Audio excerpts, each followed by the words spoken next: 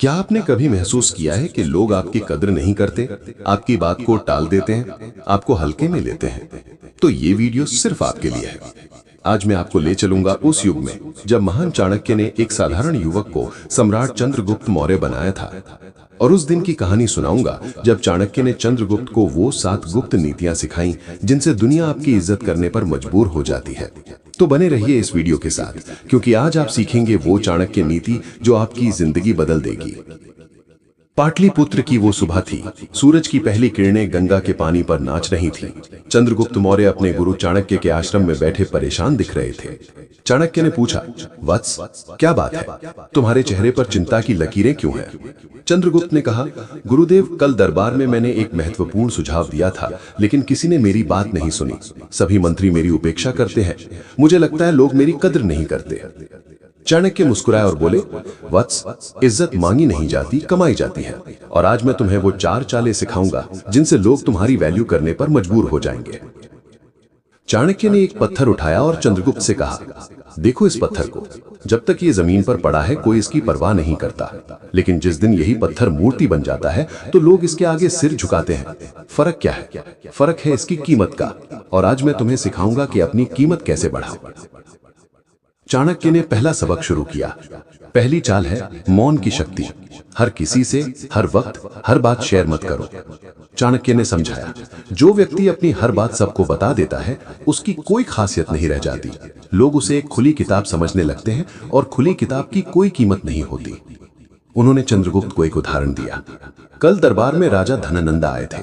उन्होंने देखा कि एक मंत्री हर छोटी बड़ी बात सबको बता रहा था, उसकी योजनाएं, उसके विचार, उसकी रणनीति, सब कुछ। और क्या हुआ? राजा ने उस मंत्री की एक भी बात गंभीरता से नहीं ली। लेकिन वहीं दूसरा मंत्री था जो चुप बैठा था। जब राजा ने उससे पूछा तब उसने सिर्फ 2 वाक्य बोले, लेकिन वो 2 वाक्य इतने प्रभावशाली थे कि पूरा दरबार सुन रह गया। यही है मौन की शक्ति।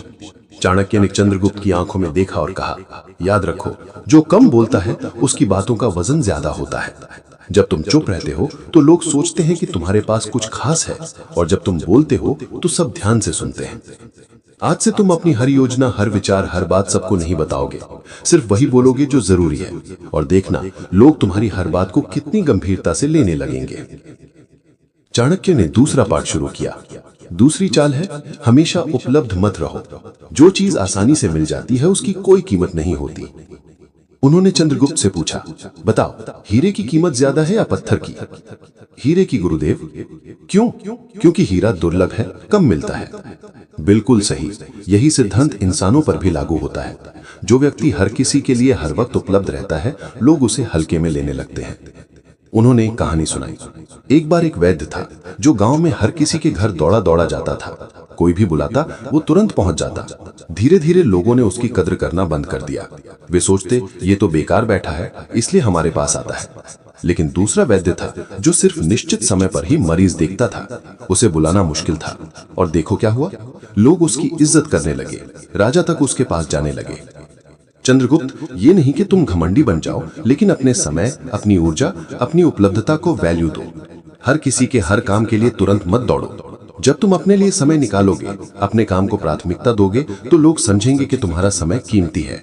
और जो व्यक्ति अपने समय को कीमती समझता है, दुनिया भी उसे कीमती समझती है। आज से एक नियम बनाओ, हर किसी का फोन उठाना जरूरी नहीं, हर मीटिंग में जाना जरूरी नहीं। अपनी प्राथमिकताएं तय करो और उसी के हिसाब से उपलब्ध रहो।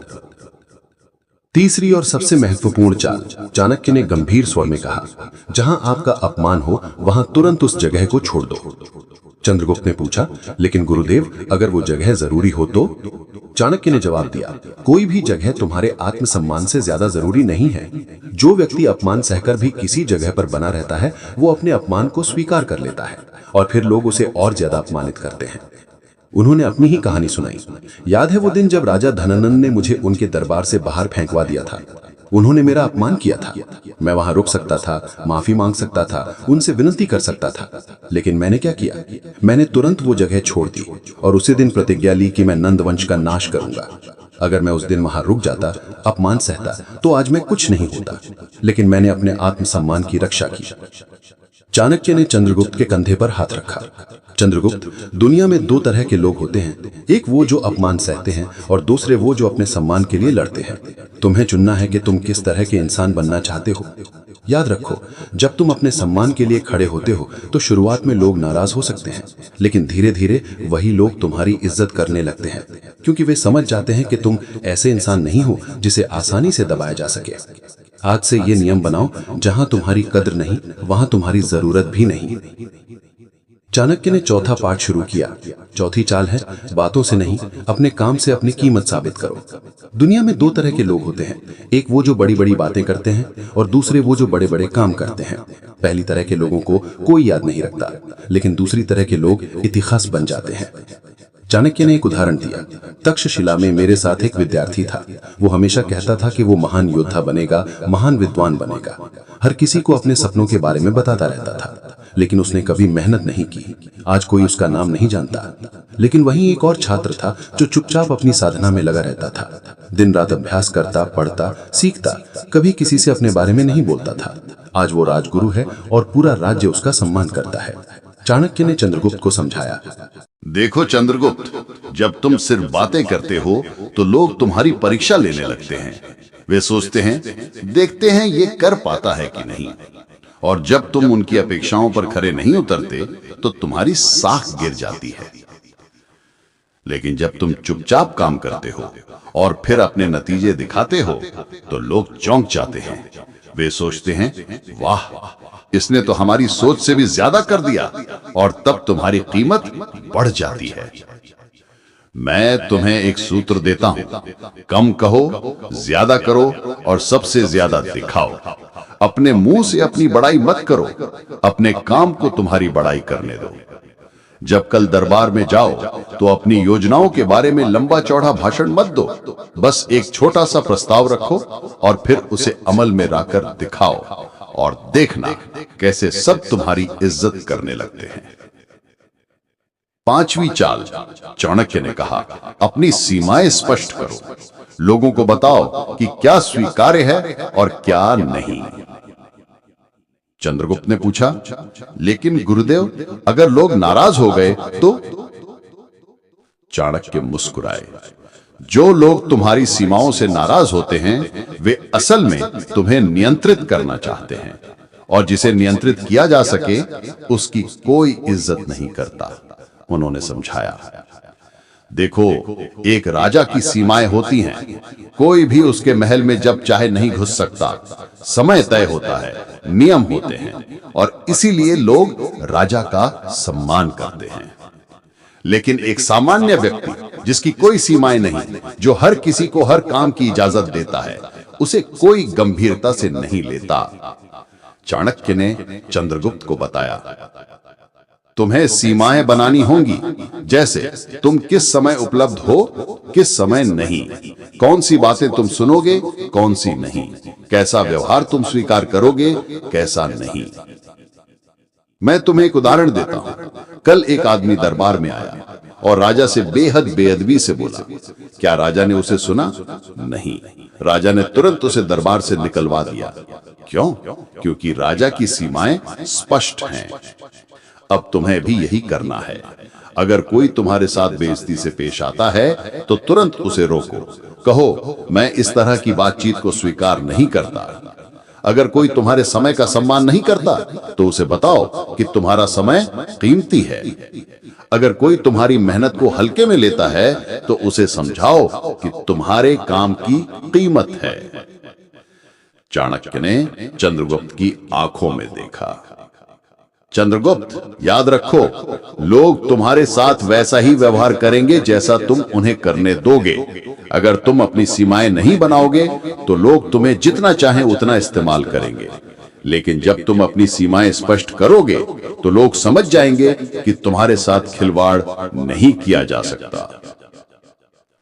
छठी चाल, चाणक्य ने गंभीरता से कहा, अपने मूल्य को पहचानो और उससे कम में कभी समझौता मत करो। चंद्रगुप्त, मैं तुमसे एक सवाल पूछता हूं। एक हीरा और एक कांच का टुकड़ा, दोनों चमकते हैं, लेकिन जौहरी हीरे की कीमत लाखों में लगाता है और कांच को फेंक देता है। क्यों? चंद्रगुप्त सोच में पड़ गए। चाणक्य ने जवाब दिया, क्योंकि हीरा अपने मूल्य को जानता है। वो सड़क पर नहीं मिलता, उसे पाने के लिए गहरी खुदाई करनी पड़ती है, तराशना पड़ता है, और इसीलिए उसकी कीमत है। लेकिन कांच, वो हर जगह मिल जाता है, उसकी कोई खासियत नहीं, इसलिए उसका कोई मूल्य नहीं। चाणक्य ने समझाया, तुम्हारे साथ भी यही है। अगर तुम अपने ज्ञान, अपने समय, अपनी मेहनत को मुफ्त में बांटोगे तो लोग सोचेंगे कि इसमें कोई मूल्य नहीं है। लेकिन जब तुम अपने मूल्य को जानोगे और उसके अनुसार व्यवहार करोगे तो लोग तुम्हारी कद्र करने लगेंगे। उन्होंने एक कहानी सुनाई। एक बार एक चित्रकार था। वो बहुत प्रतिभाशाली था, लेकिन वो अपने चित्र बहुत कम कीमत में बेच देता था। लोग उसके चित्र खरीदते थे, लेकिन उनकी कद्र नहीं करते थे। कुछ तो उन चित्रों को फाड़ कर फेंक देते थे। एक दिन एक बुजुर्ग ने उस चित्रकार को सलाह दी, अपने चित्रों की कीमत बढ़ा दो। चित्रकार ने वैसा ही किया। अब उसके चित्र महंगे थे, और देखो क्या हुआ, अचानक लोग उसके चित्रों को महत्व देने लगे। राजा महाराजा उससे चित्र बनवाने लगे। वही चित्र जो पहले फेंक दिए जाते थे, अब महलों में सजाए जाने लगे। फर्क क्या था? बस उस चित्रकार ने अपने मूल्य को पहचाना। चाणक्य ने चंद्रगुप्त को बताया, आज से तुम भी अपने मूल्य को पहचानो।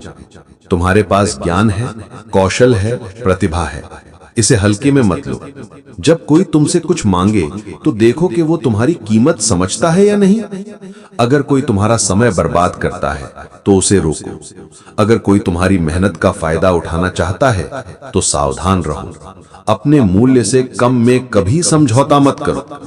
चाणक्य ने अंतिम और सबसे शक्तिशाली चाल बताई। 7वीं और अंतिम चाल, आत्मनिर्भर बनो। जब तुम्हें किसी की जरूरत नहीं रहेगी तो सब तुम्हें जरूरत समझने लगेंगे।